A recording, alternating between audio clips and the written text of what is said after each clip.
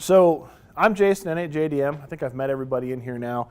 And this is the inaugural session of Silver Creek trying to do something like this as a program to reach out to hams and amateurs and maybe fill a need in the community, especially for people who want to learn a little bit more about programming, or maybe new hams who aren't too familiar with how their radios work yet. So, this will be the first time I've delivered this. So you're all sort of the beta test for this, so to speak. We're going to start. The first part of the presentation is really about basic FM radio communications. Probably it's material at least a lot of people know at least part of. So I'm going to move through it, not lightning paced, but faster than some of the stuff we'll cover a little later on. And I only say that because, as I said with the sign-in sheet, I am going to mail around. I'm going to make this available online as a PDF for you to download. I have some videos embedded in here that I'm going to put on Vimeo or something like that, and I'll give you the links to those. So I got to work that out yet, but I wanted to see how the format works before I bake in the slides. Also, if anyone has any questions, let's just talk about it. Don't hold them. Don't wait. Just interrupt me or throw something at me or whatever. So for today's agenda, like I said, we're going to talk a little bit about basics of FM radio communications. And this is not going to be a comprehensive lecture on FM. This is really going to be a level setting exercise, because some of the concepts that you talk about in here are kind of fundamental to thinking about how you program radios. So we're just going to go through a high level of some of the details on it. We're going to talk a little bit about repeater operations and etiquette. Repeater operations, again, mostly as a foundation for programming, some of the things you need to know about programming. Talk a little bit about etiquette just as a way to get some of the etiquette out there for using repeaters, because obviously that's what you're probably going to use your FM handheld for most of the time. Then we're going to do a little bit of general programming techniques using the keypad. And when we get to that, we'll talk about concepts, but every radio is unique. So what I've done is I've put together some basic concepts, and we'll talk about the concepts, and I have some example videos. A lot of it will be you're going to have to read the manual of your own radio, but kind of hopefully this will get you thinking the right way about programming it. We'll talk briefly about programming cables, because if you want to program your radio, that's important, and there's some interesting gotchas out there in the marketplace for cables. And then we're going to talk about the Chirp software. So Chirp is the free open source software. There's some commercial software that also works well, but Chirp is the easiest available for everybody. So that's what we're going to go through. So part one, basics of FM two-way radio. To be clear, we're talking specifically here about FM analog radio, the traditional radio that you think of when you think about amateur radio. All of the same concepts here apply to things in the amateur space, such as D-Star, DMR, all of those digital technologies. The concepts are the same. They communicate the same way. It's just the data stream that they send is digital and parsed by your radio rather than just being an audio stream.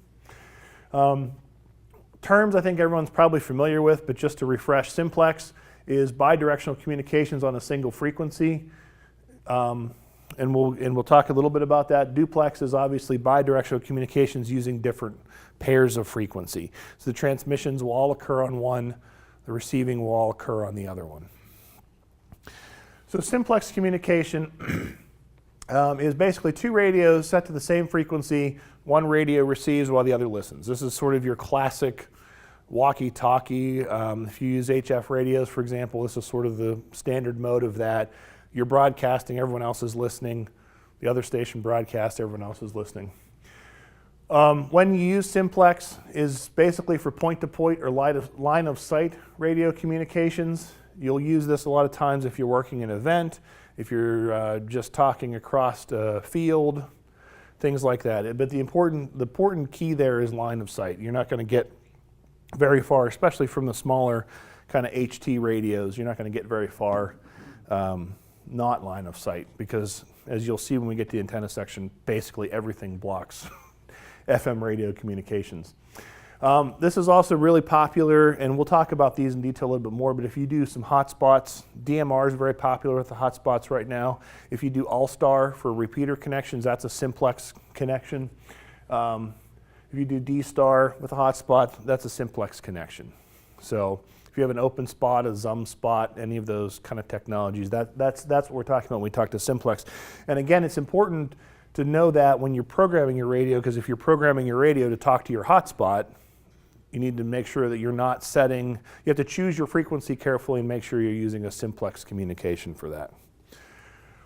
So this is just a graphical look at simplex communication. Radio A is transmitting on 446 to radio B, which is listening, and then radio B responds on 446 to radio A on the same channel. So just a graphical representation of what simplex radio communication looks like. So duplex communication, this is where all reception is done on one frequency while all transmission is done on the other frequency. All types of FM repeaters work this way. Regular analog repeaters, D-Star, DMR, any of the technologies that you'll encounter in amateur radio communication is going to do duplex communication. Another place you'll see this if you work HF especially, a lot of contest stations or DX will do split communications where you're transmitting on one frequency and receiving on another. You don't run into that too much on FM, but just to kind of give you an example, it's the same thing as working, up 5, for example, if you're doing HF communications. And again, just a graphical look at this. So radio A is transmitting on 447-275, which happens to be the UHF transmit frequency for the Sarah WKY UHF repeater.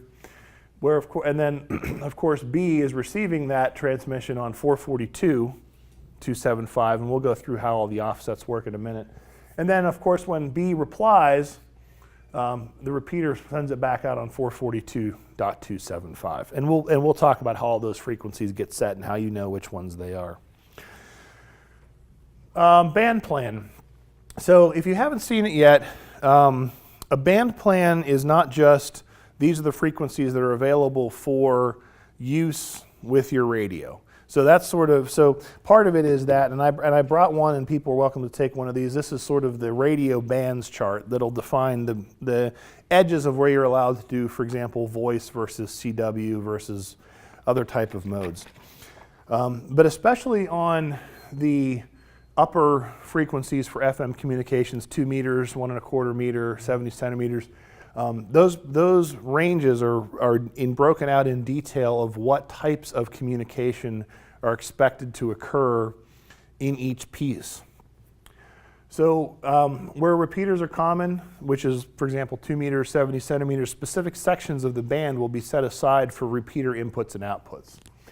And then there are other sections of the frequencies that are set aside for simplex communication, or as we were talking about, like your hotspots, which are considered an auxiliary radio system.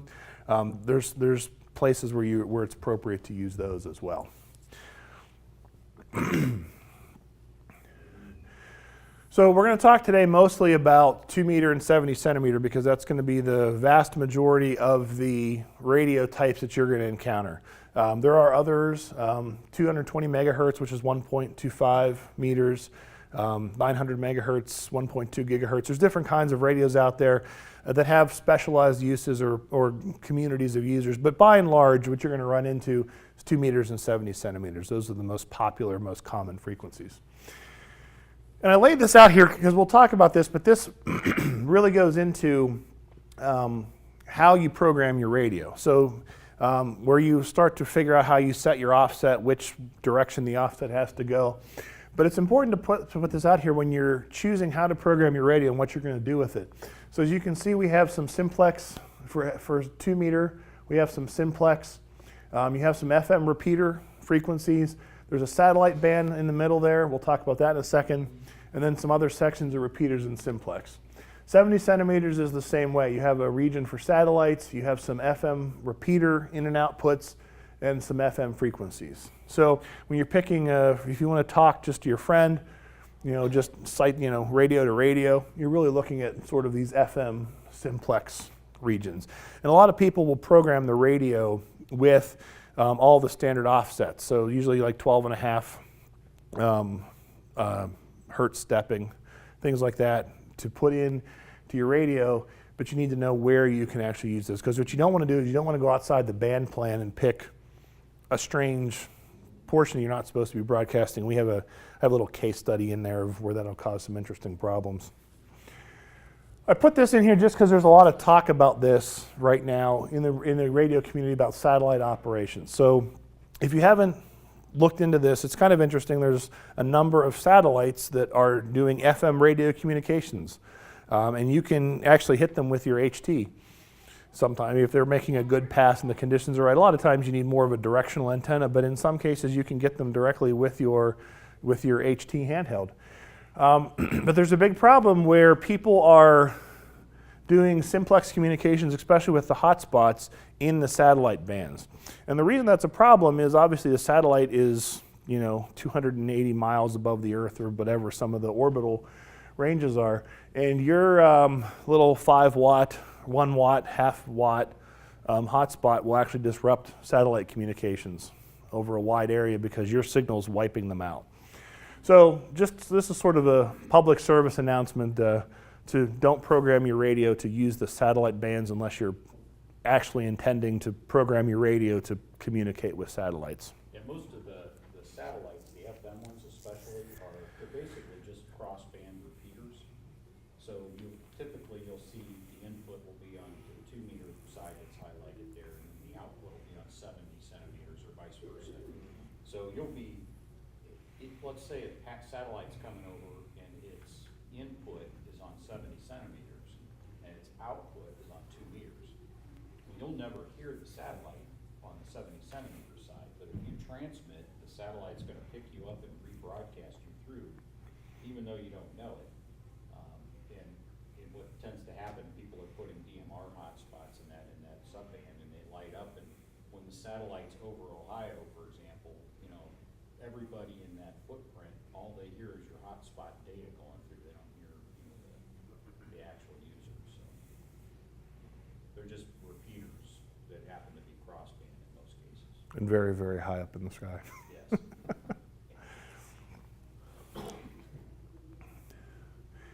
So obviously we're going to talk a lot about repeaters because that's what most people are going to use with their FM handhelds here.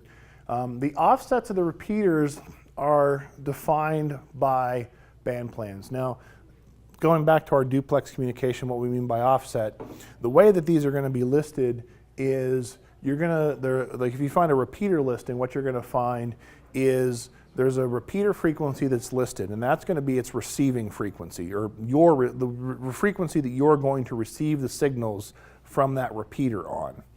So for example, the Sarah 2 meter repeater in Doylestown you will receive the broadcasts from that radio on 147.390 megahertz. The offset of that is the frequency at which you're going to transmit into that repeater. And those are standard. For 2 meters, it's plus or minus 600 kilohertz, depending on where you are in the band plan, and we'll look at that in a minute. 70 centimeters or 440 megahertz is plus 5 megahertz or minus 5 megahertz, depending on which output frequency is listening. So this is a little different between 2 meters and 70 centimeters. 2 meters, the pairs are sort of fixed, right? There's one group that's always the receive, there's one group that's always the transmit. 70 centimeters depends on what they call local option, where you are and how the repeaters are set up. So your offset is plus 5 megahertz or minus 5 megahertz, depending on which way the frequencies are listed, and that lets you know in your area which way you're going to mostly find those repeaters. So for example, 442.275 megahertz is the receiving frequency of the Doylestown repeater for Sarah on UHF. So you're receiving on 442.275, and it's going to be transmitting then, you're going to be transmitting into it on 447.275. And then if you have them flip the other way, obviously, and I realized I made a slide mistake here. This is supposed to be receive, and I'll fix these before I send them out. So if you're receiving on 447.275, you're going to be transmitting into 442.75, 442.275. So this is a positive offsetting. You'll see this in the radio programming where you have to set a plus or a minus for its offset. And these are usually handled automatically in most types of radios, but just so you know what it's doing. This is a positive offset, this is a negative offset. In almost every case, this is the offset. It's going to be plus or minus 5 megahertz or plus or minus 600 kilohertz in the 2 meter band. There are some high density areas that will have some strange offsets, but where those occur, those will be well published. So in general, you can assume that this is the structure that you're going to run into everywhere in the United States and worldwide. I mean, the offsets are a little different in some places, but the concept is the same. So as I mentioned, you have to look at the ARRL band plan to see where these frequencies occur. So the 145.2 to 145.5 is always a minus 600 kilohertz offset. 146.610 through 146.97 is also a minus 600 kilohertz offset. 147.0 to 147.39 is positive. For the local option defined in the band plan is where you have to check where you're going to see if receive is high or transmit is high. So for example, in Ohio, output is always low, or the frequency you're going to receive on is low, and the transmit is high. For example, in California, with the way theirs is set up, the receive, where you're going to receive, is always the high side. So in this case, you're going to see repeater frequencies published at 447 to 450, and in that case that you're transmitting and where the receiver receives, or the repeater receives, is on the low side, so that's a negative offset. So that's why that's important, because when you get somewhere that does it backwards, I always say backwards from Ohio, but because that's where we live. If you get somewhere that's different from you, it's important to know, like if you're traveling to California, you're going to take your radio, you're going to have to realize that when you get there, if you're going to key in a repeater, everything is going to kind of be backwards from what you're used to seeing. That was a lie. Are there any questions about that? This is all in the material. Like I said, I'm trying to go through it at a decent pace, but I don't want to blow past something if people have some questions about it. All right. So I mentioned a case study about how you have to be careful about what frequencies you pick. So repeaters are all coordinated, or they're supposed to be.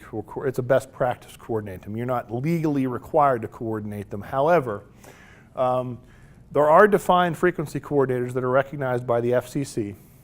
And while you are not legally required to coordinate, if you cause interference, essentially, and you're causing interference to a coordinated frequency, you yourself are responsible to resolve that interference, which in usually cases means you need to move what frequency you're using. So repeater stations are defined here. And again, with what I said, you have to move, you have the primary responsibility. If you're not the coordinated user of that frequency, you have to move that area. And in Ohio, the coordination is performed by the Ohio Area Repeater Council. And what they do is they coordinate all the frequencies in Ohio, plus they also communicate with all the coordinating groups in the areas where you might reasonably expect to have interference. So all the surrounding states usually is what that means. And the reason I bring this up, again, talking about hotspots and programming local radios and things like that, this was a real-life example we had on the W8WKY repeater, which is 147.390. We were having a really strange problem for a couple of months where users to our repeater in the north were either getting not quite drowned out, but it was almost like they were getting pushed out of the frequency. And what we ended up finding after some work, and I think Bill, N8WS, if you know Bill, actually kind of found this, how it was actually working. There was a gentleman who was up in Brunswick, and he was running an All-Star hotspot. So All-Star is a technology we'll talk about, is just to do analog communication between sites over the internet. But this gentleman had an All-Star hotspot, and he had parked it as a simplex node on 147.995. So if you remember the math we were doing in the last slide, The input to 147.390, because that's in the range that has a positive offset for transmit, is 147.990. FM communications in this area have a 15 kilohertz spacing between the different channels and the different frequencies. So what was happening is capture effect was actually pushing the users of our repeater who were in the north, they were pushing them out of the transmit frequency because it was mixing the signals together. So John, who's on our technical committee, sent the gentleman a nice email and then called him and had to resolve this. And the upshot of it was this person had to move their All-Star node to a different frequency.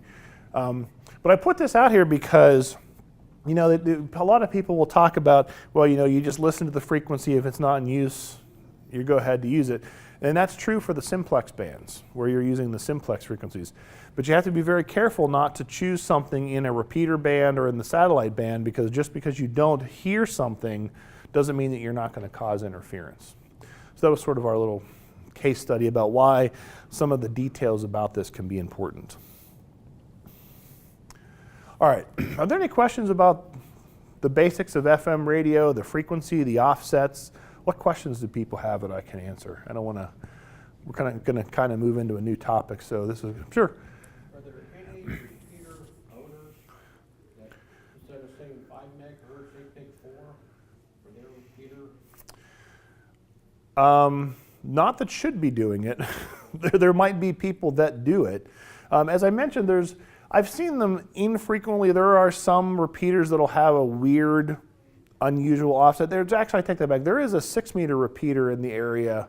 And John, you might have to, or Jeff, you guys might have to remember, there is a 6-meter repeater that has a strange, usually 6-meter FM operations is a 1 megahertz offset.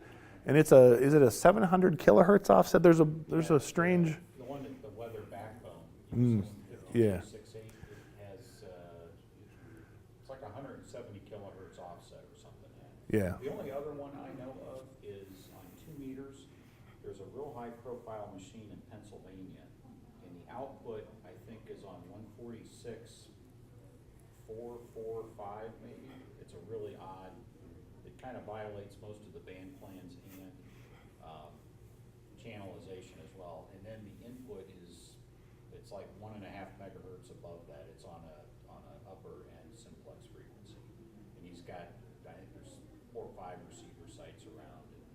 The upshot was he probably applied for a wide area repeater frequency and none of the coordinating bodies would give it to him. So he said, to heck with you guys, I'm putting it up anyway, and, you know, which he's allowed to do, you know, and he's not interfering with people, so it's completely okay. But those are the only ones I know of in the area. Yeah. So the rule of thumb is people are largely going to obey the rules. You're going to run into a couple people that do.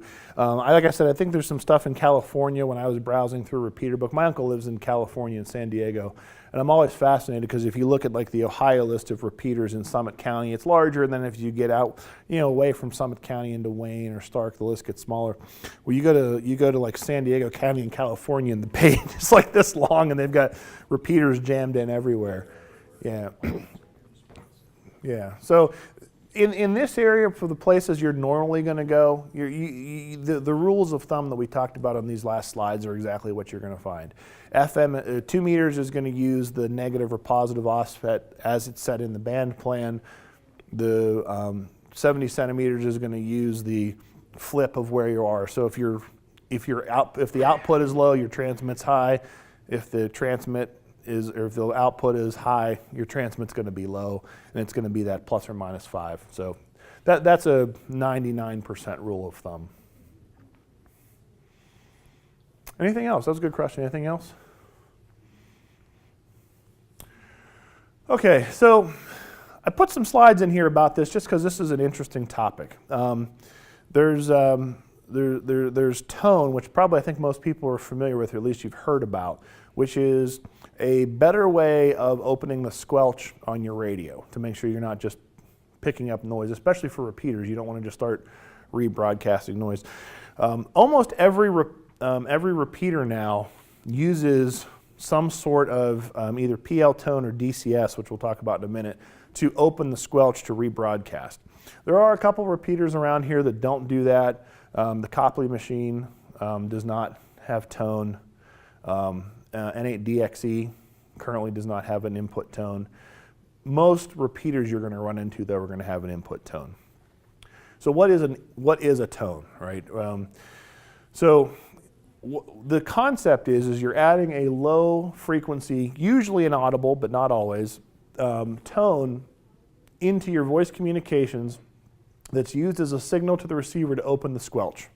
So rather than, oh, I think I've got a strong enough signal, I'm just going to open it and rebroadcast, the decoder in a repeater or on your radio is going to listen for that tone, and if you don't have the right, if you're not broadcasting the correct tone, even if the signal is strong, it's not going to open up the repeater to start transmitting. You usually run into two ways of talking about this. CTCSS is sort of the official standards defined name for it, which is continual tone coded squelch system. It's almost always called PL though, which was a Motorola brand name private line. So a lot of people say the PL of this repeater is something, or your radio manual will call it the tone or the PL tone. Actually, most of the manuals themselves will say CTCSS because they don't want to get in an argument with Motorola over brand names. But in most conversations, people are going to call this PL tone, and PL stood for private line. If you actually have a Motorola radio itself, in a lot of cases, this is going to be called a TPL, or a tone private line, to differentiate it from DPL, which is digital private line, which we'll talk about in a minute. But to be clear, these are exactly the same thing. So if you're looking in your radio manual, it'll be called probably CTCSS, but when everyone says PL, those are exactly the same thing. Basically, every radio, FM radio since the mid-90s will support CTCSS/PL. It is a industry standard. I doubt you can buy a radio today that doesn't support it. Well, if you bought a used one from the 80s, probably doesn't support it. But other than that, you probably can't buy a radio that doesn't support it. And then the tones are a standard set of tones. So it's not like anyone's going to just make up a number and you got to put it in there. There's a table of the tones that were decided upon to be the tones that'll use with this. So, and this is an example in Ohio. Now, there is no band plan, there's no rule about tones. So, for example, what OARC does is they've defined a standard set of tones for each region. But that's just a recommendation, but it kind of gives you an idea if you're in an area and you think the repeater is using a tone, which most of them are, and you don't know what it is, and its telemetry doesn't tell you what it is, if they're following the OR guidance, it's probably one of these tones depending on where you're at. Now there's a ton of caveats to that, but this is sort of the rule of thumb. So we're in the Northeast here. So if you're in the Northeast, the recommendations are you use one of the tones listed on this one. Now, most of the repeaters in the Akron, the greater Akron-ish area, the Northwest area, are basically going to use 110.9 or 131.8. Those are the two tones that are sort of in the middle of that selection. If you hear someone on a radio in this area saying, oh, the repeater uses the standard PL or the standard tone, they're talking about one of 110.9 or 131.8. From what I've heard, most people seem to say, if they're saying the standard tone, they're talking about 110.9. But yeah, for 2 meters. But in most cases, the standard tone is going to be 110.9 or 131.8. Now, that's a rule of thumb, which of course we know as soon as you define the rule of thumb, there's going to be 100 exceptions to it, right? So for example, our repeater, WKY, for very old historical reasons, its input tone is 114.8. If you ask Barry, KI8B, this was from the 80s maybe when there was a repeater in Conneaut, and there's another repeater on this pair that's in Burgettstown. Actually, on our repeater, before the squelch will close, if it's a good propagation day, you can actually hear people talking who are actually transmitting into the Burgettstown, Pennsylvania repeater that ours will pick up. So, for example, our repeater uses PL 114.8 for its input, which, as you'll note, is not anywhere in the standard Northeast defined plan. Now the question, of course, is why don't we make it standard? Well, there's 30 plus years of history using this tone, right? So, we've thought about changing it, but every time it comes back to how are you going to coordinate that change with everybody who uses the repeater? Right, because So, if you change it now that everybody's got it programmed in their radios, you have to, I thought about making it so we accept both of them, and have like a 3-year migration window or something, but I don't know, maybe we'll do that this way. yeah. So again, the rule of thumb, but and we'll talk about how you find repeaters, but you gotta keep in mind, if you don't know what it is, for this area, 110.9 and 131.8 is a good guess. And 85% of the time, that'll probably actually work for you. Like the Sarah UHF machine is 110.9. I actually have a little personal test repeater in my basement. It's 131.8. Those are going to be the ones that you'll normally run into. The other concept is remember, it's important to remember when you're programming your radio especially, this is a gotcha, and I make this mistake all the time because I'm not thinking about it properly. Repeaters, in a lot of cases, or in some cases, depending on what your definition of a lot is, will either transmit or retransmit the tone back to your radio, which can then also use the tone to control opening of the squelch on your radio. That makes it really nice, especially for scanning, when you're scanning through all the channels. If your radio is not detecting that tone coming from the repeater, it's not going to pick up noise, garbage, things like that. So it's not just about your radio to the repeater, it's also about when your radio isn't going to get interfered with from other things, because there's always spurious emissions and all sorts of stuff that's going to open the carrier squelch because it's going to think it has a high enough signal. But the PL tone works exactly the same way coming back to you. Now, you have to be careful with this. I used to, by default, program all of my radios with an uplink tone and a downlink tone, and then if I figured out they didn't use it, I'd take it out. I've now moved to the opposite default condition, which is if whatever website or source I'm looking at for the repeater does not specifically state that it has a tone, I'm leaving it off. And here's why. Not all repeaters will behave the same way with regards to tone. And the repeater book or RFinder or any of the sources you're going to use hopefully will have this clear. So just because there's an input tone or an uplink tone does not mean the repeater is going to send back a downlink tone or an output tone. Additionally, some repeaters, depending on a whole bunch of factors, will not consistently broadcast an output tone. For example, some of you know Marty Baker, N8XPK. He has the repeaters in Akron on Spring Hill. Based on a whole bunch of reasons, his repeaters do not transmit the tone for telemetry messages, All-Star and Echolink connections. So you'll only hear RF signals that were repeated, but not any of the other pieces. So that might be good, if you only want to hear RF and you want to squelch all the telemetry tones, but it's not a consistent experience. So the rule of thumb that I would say when you're programming is unless the source that you're looking at the repeater specifically says it has a downlink, an output tone, or rebroadcast, whatever term they use, don't program your repeater for a receive tone, because it probably doesn't operate the way you expect, or you'll actually just never hear the repeater because your radio will never open the squelch to hear that repeater. Does that make sense? Are there any questions about that? All right. The other thing that tone is used for is to select a input based on geography. Probably a lot of people have heard about voter systems, which is where they have a bunch of receive sites, and then the voter systems all decide which one has the best signal, and that's the one the repeater repeats. Those work really well. They're also really hard to set up and very expensive to set up. So what a lot of repeaters that have a wide coverage will do is they will use tone to select which input site you're going to broadcast to. So a good example of this is Summit County Aries, the W8ODJ, which is the Summit County Aries repeater network. It has 3 sites, one in Akron, one in Norton, and one in Greene. Actually, I think, is the Greene site back online yet? Still working on it? Okay. Yeah.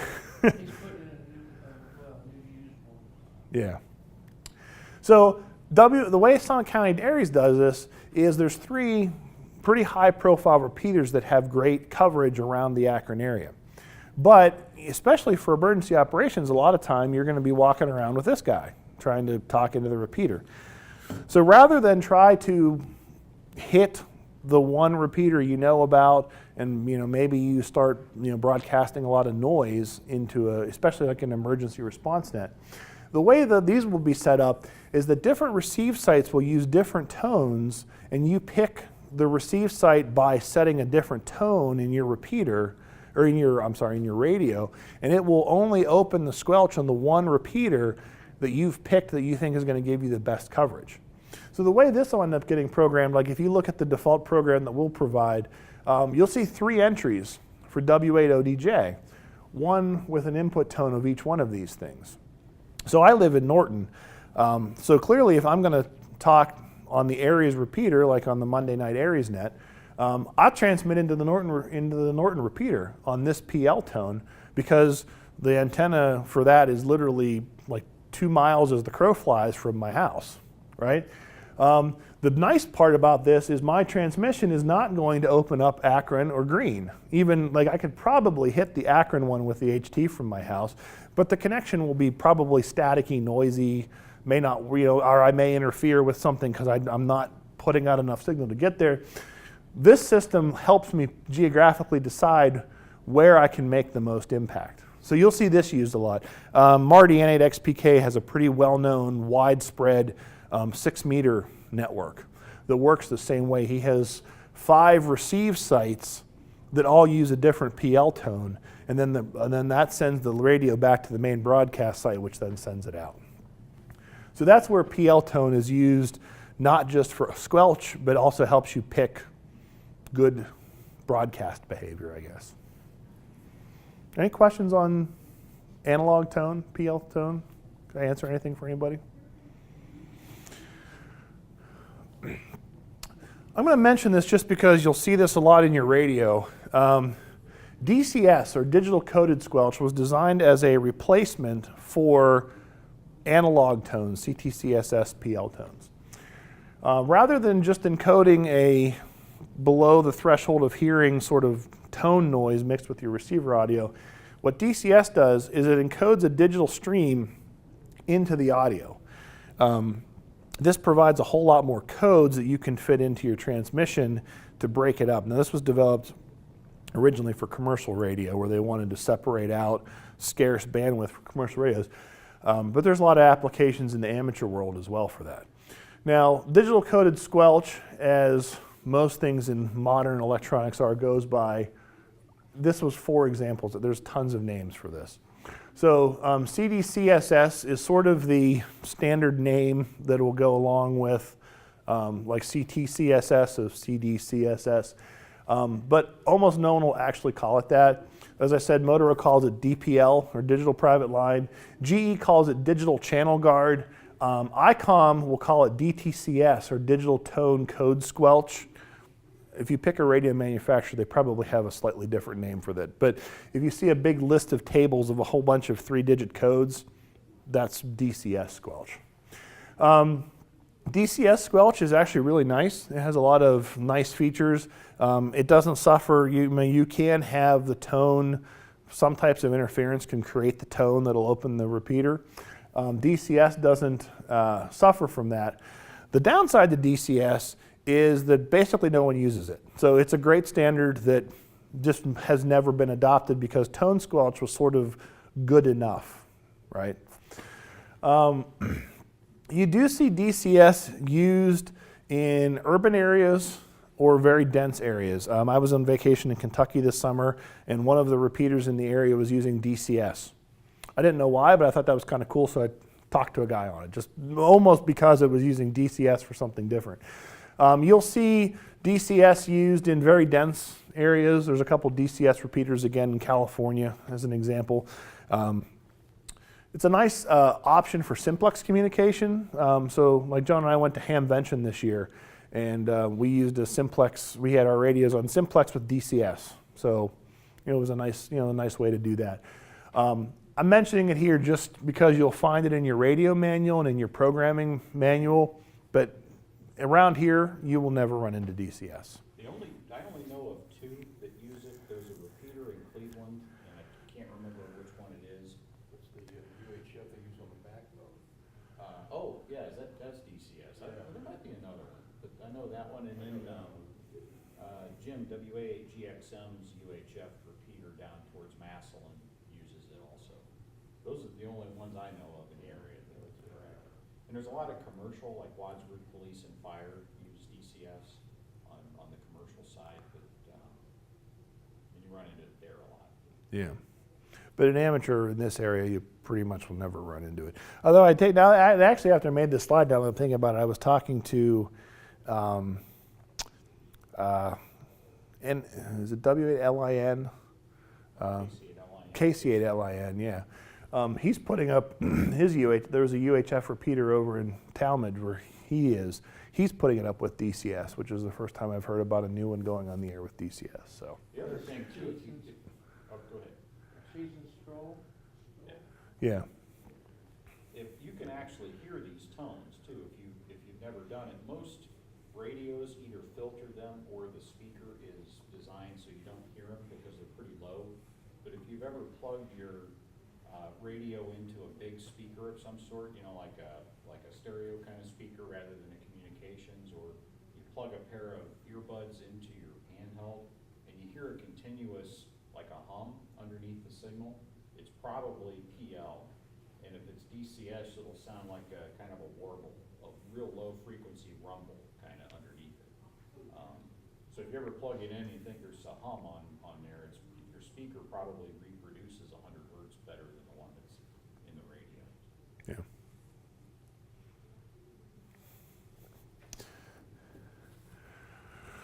So I'm going to go through this pretty quickly. I don't think this is going to be a surprise to anybody in here. Basically, for FM radios, you have three types. There's the handhelds or HT. Obviously, the win there is portability. That's basically the only reason you have them, because they don't do, and they're not good radios for basically anything else. The most common kind of radio on 2 meters and 70 centimeters is going to be the mobile style radio. And I say style because most people have a mobile style radio in their shack as their local. I mean, that's what I have in my shack for doing 2 meters and 70 centimeters. You have, many used ones you can get on eBay are going to be in great shape and will work perfectly fine for everything you're going to want to do. There's tons of them out there. They're all at good prices. So this is a huge step up from the HT. So like if you're in your car or at home, you can usually pick up a used dual band mobile and have much better performance than you do with your HT. Some base station type radios will do FM 2 meter and 70 centimeters, but it's rare. Usually you have these kind of radios if you want to do a lot of 2 meter or 70 centimeter single sideband, especially for contesting, things like that. And having this functionality in a base station will actually add a lot of cost to your radio. So in most cases, like I said, most people will buy a used mobile type radio and put that in their shack. In my shack, I have an ICOM IC207, which was made in 1996 or something like that. It's probably 20 plus years old. Works great. I mean, it does everything you need to do. The only thing it doesn't do is DCS, because I was actually going to put DCS on my home test repeater, and then I realized that my main radio that I use with it doesn't actually do DCS. So. A note on HTs, they're very popular, people have them, and no one should feel, what I'm about to say shouldn't make you feel bad about having them, but this is really about just knowing the characteristics of the radio that you have, right? So HTs obviously are trading portability for performance, right? I can carry this around really easy. It would be really hard to carry around a mobile radio with a power pack and an antenna and everything strapped to me, and of course you're not going to pick up your base station and lug that around. But it does come with some trade-offs. So unless you're very close to the repeater or whoever you're talking to, an HT is not going to get you into it well from indoors. They're much better performing outdoors than indoors. You can add external antennas to your HT, so if you screw this off, this is almost usually, but not always, almost always is a standard type of connector that you can connect to an antenna of your choice. And I put this in here because I've had this conversation with people, especially with the Baofangs and some of the cheaper import radios. They're good radios, and it's a great way for amateurs to get into the hobby at a low price. And there are some people that'll give you a hard time, either in jest or they're more serious about how you shouldn't use that kind of radio. Don't listen to those people. Don't take it personally when you're trying to get into the repeater. But on the flip side, I put this in here just so people realize they are inexpensive radios for a reason. They will not have the same audio quality as a more expensive radio. So this is really in here to say, know the radio that you have. There's nothing wrong with them. This is just knowing what their performance characteristics are. Your radio can only do so much. The HTs only have so much signal. That is just the nature of them. Or the HTs in their default package. I mean, this is a 5-watt HT. If I hook it up to a big antenna on top of my house, it's going to have much better performance than this little rubber duck antenna on it. But I put this in here both as an awareness for the people that have them and also as an encouragement. They're great radios. Use them if that's what you have and that's how you can participate in amateur radio. Use it and don't feel bad about it, and don't let anyone be annoying to you about them. But also recognize what their limitations are.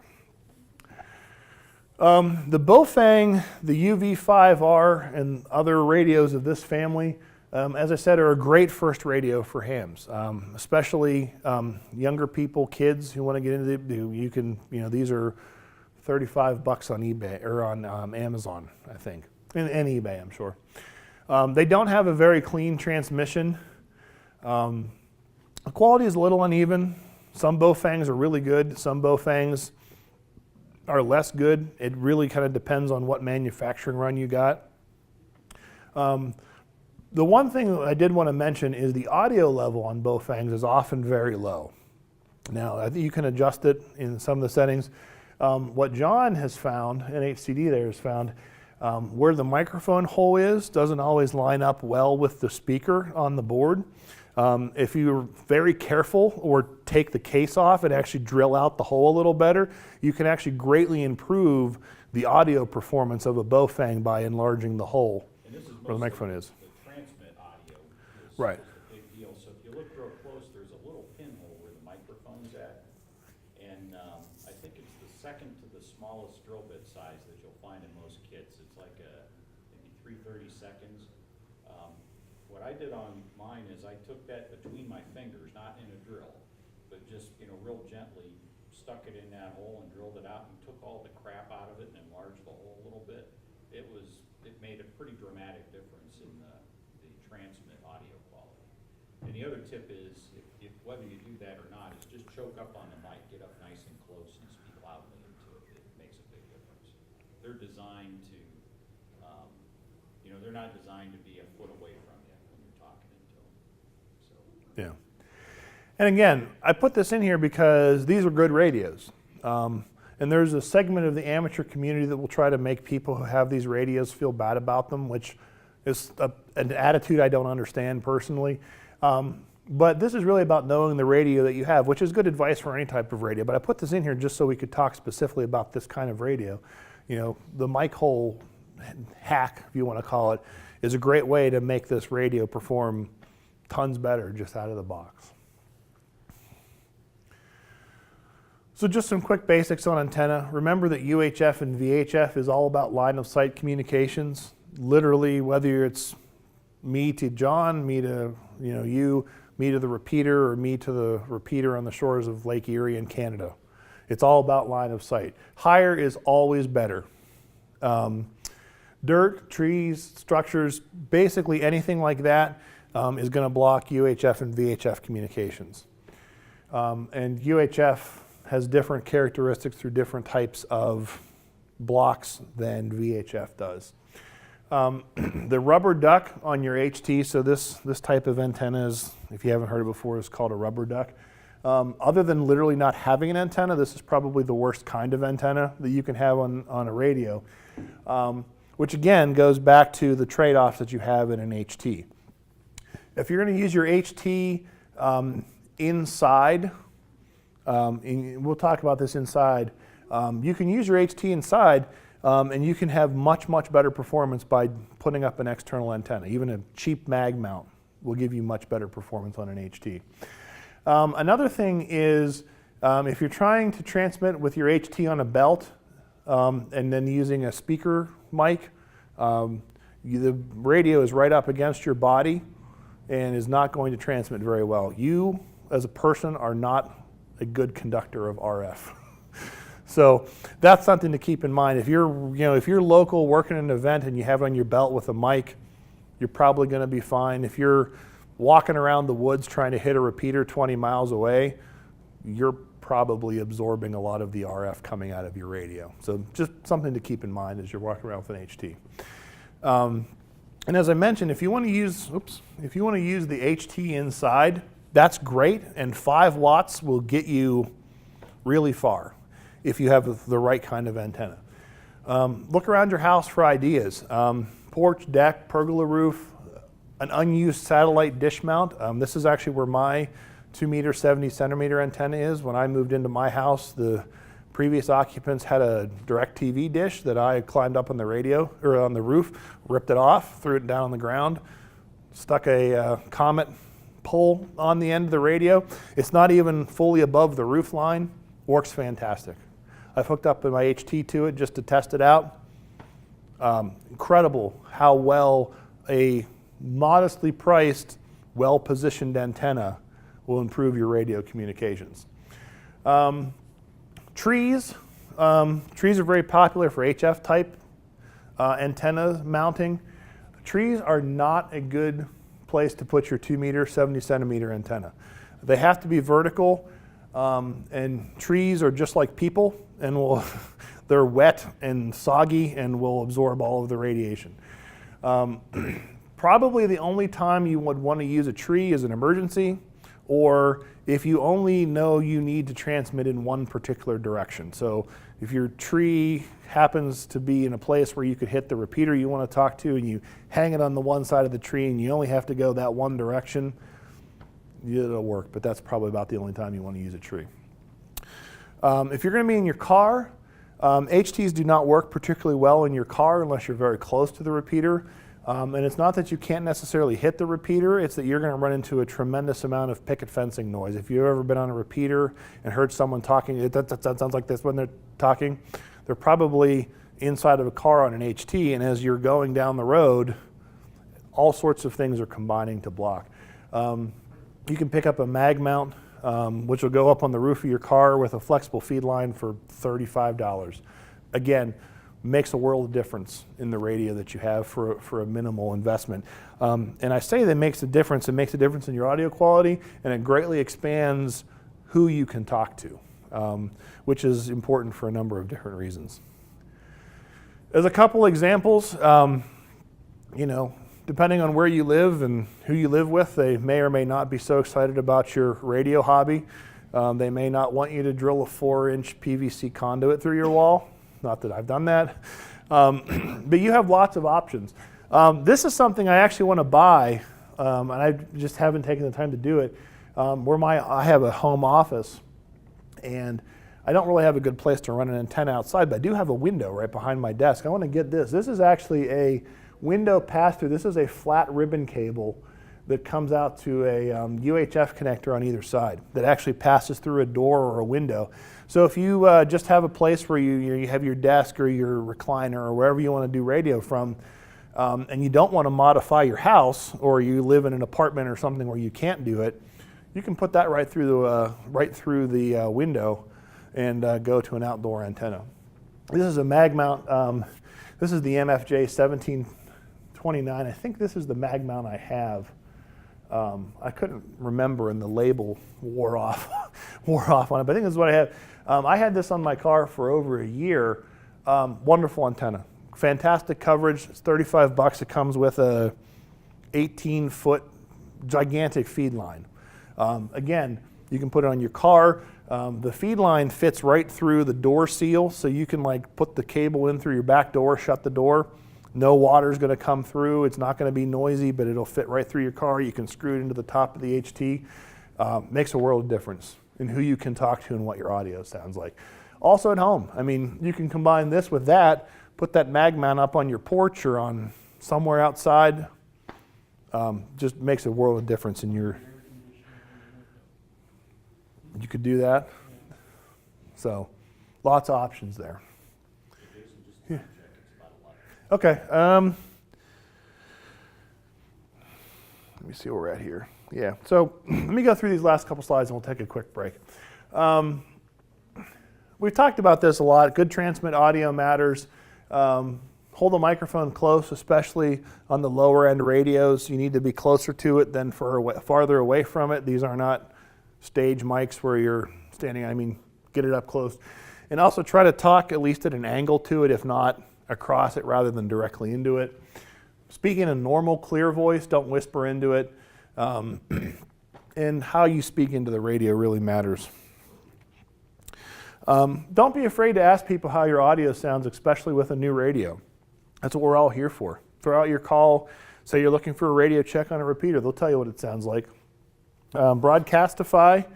If you're in range of the Sera 2-meter machine, you can actually transmit some audio and then go back, listen to the Broadcastify stream online to hear what it sounded like if no one's around to give you a check. Again, this is about knowing your radio, but noisy signals and low audio is much harder to understand. HTs have low transmit audio, so you have to compensate. Also, when you're programming your radio, if your radio has an option to do narrow mode or FMN mode, you do not want to choose that. Your audio will sound terrible for amateur radio. So with that, let me see here.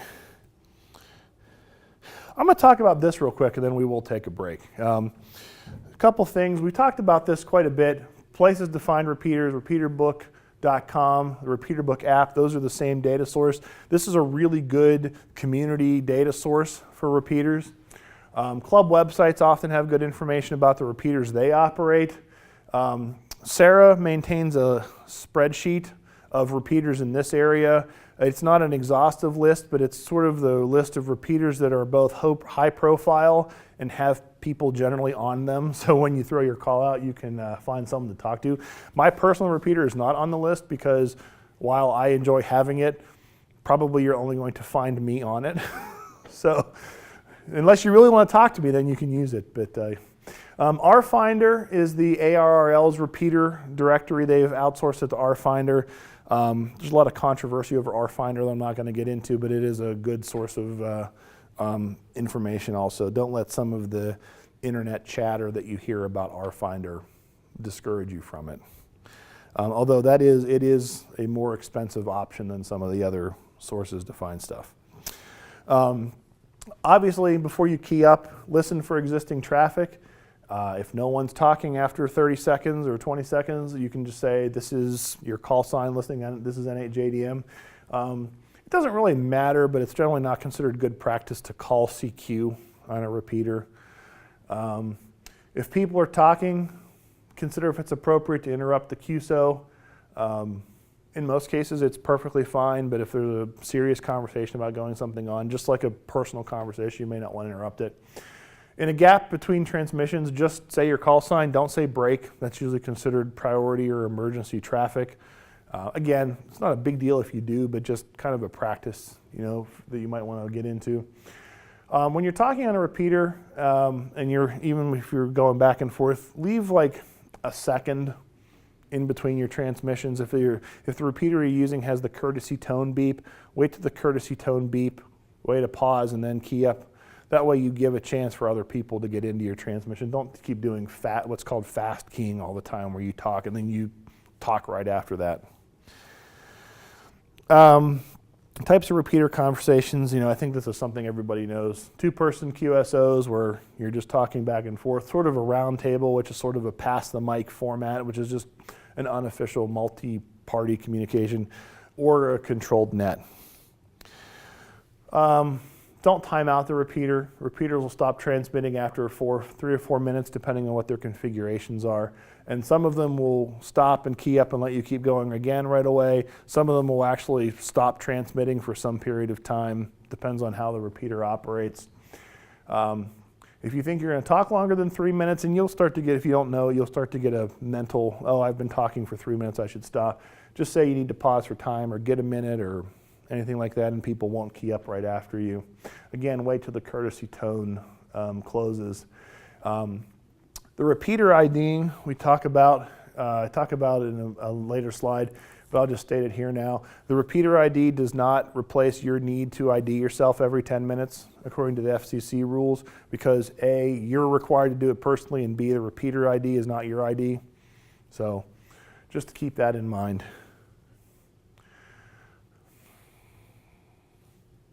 There we go. Radio nets are just formal gatherings. There's a net control operator that will direct all the traffic.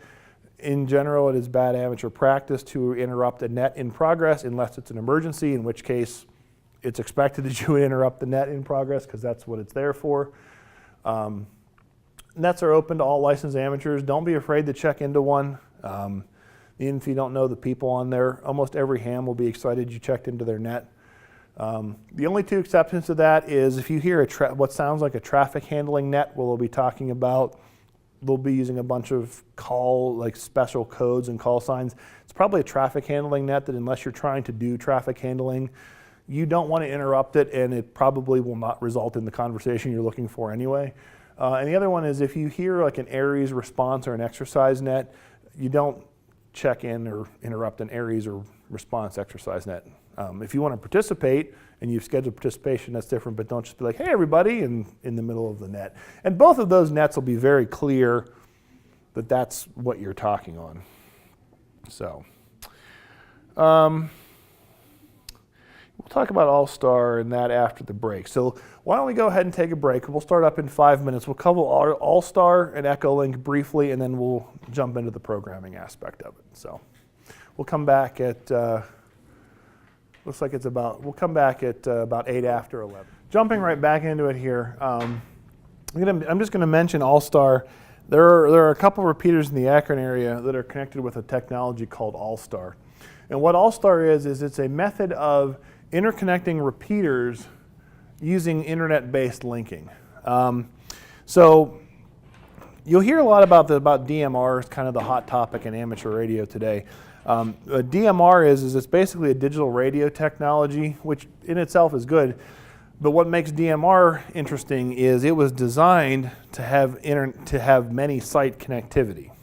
So All-Star does the same thing, but for regular FM analog communications.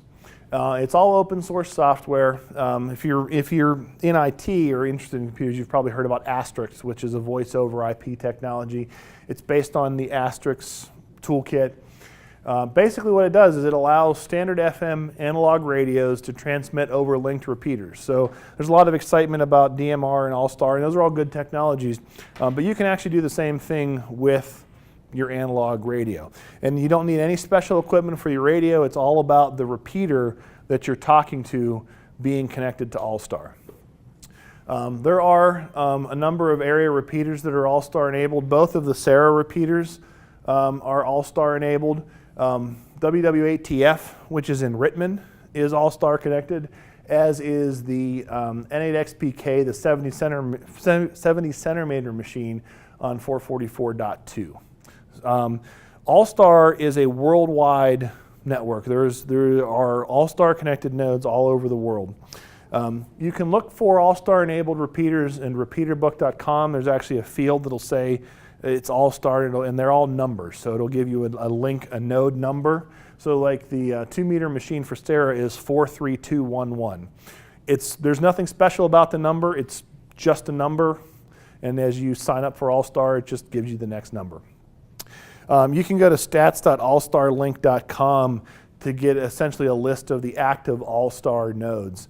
And we'll go into how it works. But just as an example, this is not even the largest permanently connected All-Star network, but this one was a trade-off between lots of connectivity and something that wasn't really small on the screen. But this is a 33 node All-Star network. I believe this is the one from Great Britain. There's a repeater network all over Great Britain where all these FM repeaters are all connected together.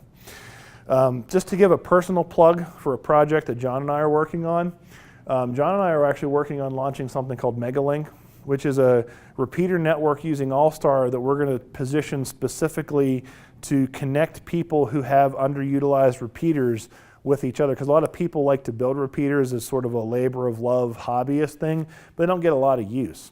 So we're going to try to start connecting networks of these repeaters together. But so for example, in Akron, we have 4 machines right now connected to this network. One in Norton, one in Doylestown, this is the Sarah UHF machine, and then 2 in Rittman. All of these repeaters, so if I'm connecting, this is the one at my house, if I'm on this node at my house and I key up to it, my audio will be simultaneously transmit out of all of these other repeaters using standard FM analog. So the really nice thing about what All-Star is all of the work only has to be done one time and on the repeater to connect it to All-Star. Everyone who already has an investment in regular FM radios, you don't need to buy DMR, you don't have to buy D-Star. Now D-Star has some other features like text messaging and the ability to find a particular person. All-Star won't give you those capabilities, but just for wide area connectivity to other repeaters, All-Star actually, in my personal opinion, is probably the best way to interconnect repeaters for normal amateur use. Everything about All-Star operations from a user perspective is controlled by DTMF tones from your keypad. So, and this is not universal, but almost every All-Star network or every All-Star connected repeater will work the same way. Is you put in star and you put in a numeric code and the repeater will go off and do what you told it to do. So these are a couple examples, and this is a large topic that I'm only going to scratch the surface of, but I'm happy to talk to people afterwards or in email about how All-Star works. But basically, for example, right now, if you go on the W8WKY repeater and hit *70, the UHF machine, it'll tell you that it's connected to a network and list the nodes that are connected to it. That's all you have to do is just *70, unkey, and it'll repeat back.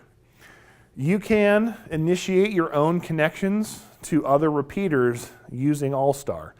Now, you have to be a little sensitive, just like anything else you do in amateur radio, of what the repeater's used for, who's using it, things like that. Any repeater that's in Repeater Book that's listed as open and is All-Star enabled, the implication though is that you're free to use the All-Star commands that are available to connect to some other repeater to talk to somebody if you want. So if you want to connect to a different node, as I said, they're all just digit codes. So for example, if you wanted to take the Sarah 2-meter machine, which its All-Star node is 43211, and you just have to look these up just like any other ID. And you wanted to connect it to a hub network. You want to connect it to Megalink. All you have to do is put in *2 and then 48496, which is the node number for a different network, and the repeater will connect to it over the internet and you'll immediately hear it. Now, it lets you do 2 things. So *2 is a monitor or listen mode only. So if you want to connect to a repeater just to hear what's going on, so you can see if you want to connect to it, you can use *2. *3 connects you to transceive mode, which is essentially you can send audio to the remote networks. *0 disconnects the node.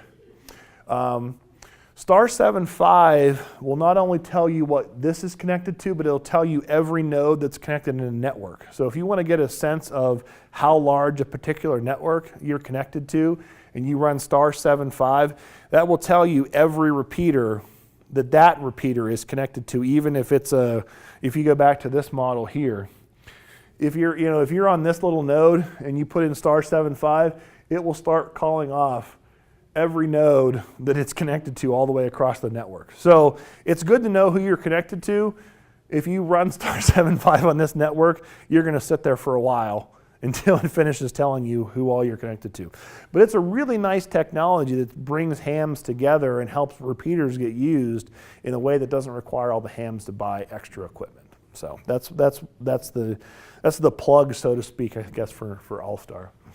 Echolink is probably something a lot of people are familiar with. Echolink is a computer-based soft radio, I guess might be the best way to put it, but it doesn't use RF. If you have an Echolink enabled repeater, it allows software-wise, either on your laptop or on your phone, to essentially connect to a repeater and then talk to other RF users on that repeater.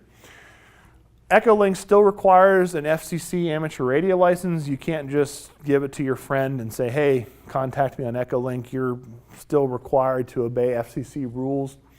Echolink is a really nice tool. It enables hams who've moved or travel or maybe for whatever reason don't have an RF radio anymore. Maybe they're in a living situation where they can't have a radio.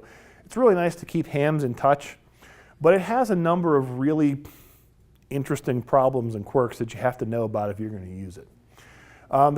We have some local repeaters here that support Echolink. The 2-meter machine for Sarah supports it.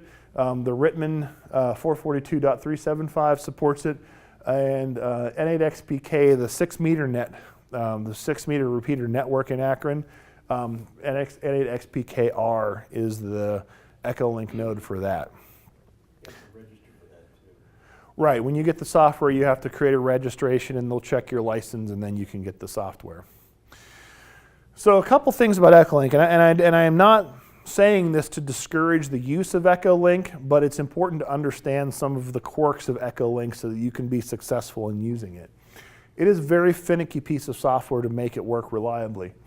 Especially if you're using like your home laptop, the newer version has what's called a proxy, which is basically you connect to the proxy and then the proxy on your behalf will do the Echolink connectivity. The original version, you had to do a bunch of port forwarding in your internet router, which is too complicated for most people and doesn't work very well. So when you set up Echolink, make sure you're following the directions to set up Echolink to use the proxy type connection. The other thing that's really important is that Echolink, by its design, has a significant lag in its audio. Just of how it works, it's not like you're sitting there with a radio you can key up and talk. It has a significant lag even under good operating conditions. So it's imperative that you listen first and kind of get a tempo of the QSO to know where you can sort of get in there with Echolink. This also goes back to what I said before about the good amateur practice of not quick keying up or over every conversation, especially if you're on a node where you know people might be using Echolink. Like there's a number of Echolink users on Sarah's 2-meter repeater, for example. This allows the Echolink people to get a word in. The other thing is you can do Echolink on your phone. And it does perform well if you're on Wi-Fi or if you have a really good cell connection. If you're on a marginal cell connection, Echolink will not work very well. So you will not only get a very bad lag, you'll also get distorted audio. So if you want to hop on with Echolink, again, it goes back to there's no shame in asking for people to tell you what your audio sounds like, and then with a good attitude, accept the feedback. If you jump in with a bad Echolink connection, the way Echolink works is you'll wipe out other people transmitting with RF sometime. And if you don't realize you have bad audio, and especially if you're long-winded, you'll talk right over people with very bad audio. So again, I'm not saying that you shouldn't use Echolink, but Echolink is a really nice technology that has some really interesting implementation problems. So it's just something to be aware of. All right.